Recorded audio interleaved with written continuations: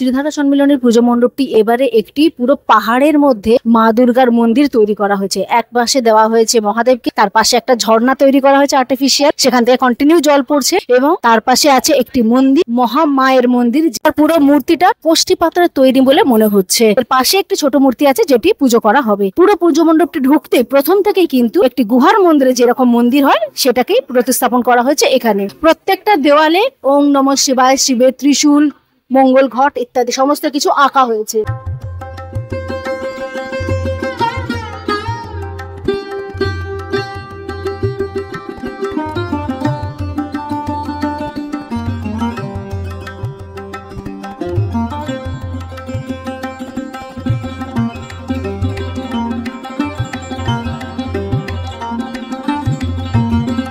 এখন আমরা পৌঁছে গেছি ত্রিধারা সম্মিলনের পুজো মণ্ডপটির মধ্যে। এবার আমরা এখানে কি কি ঠাকুর দেখলাম সেটা একটু করে বলে দিই। এটা হচ্ছে আমরা নেমেছিলাম প্রিয়া সিনেমার কাছে যে জুগলস মিষ্টির দোকানটা আছে, সেই মিষ্টির দোকানের সামনে। সেখান থেকে আমরা দেখে নিয়েছি বালিগঞ্জ কালচারাল অ্যাসোসিয়েশন, আর দেখেছি সমাজসেবী সংঘ। আর রাস্তার উল্টো দিকে আছে ত্রিধারা।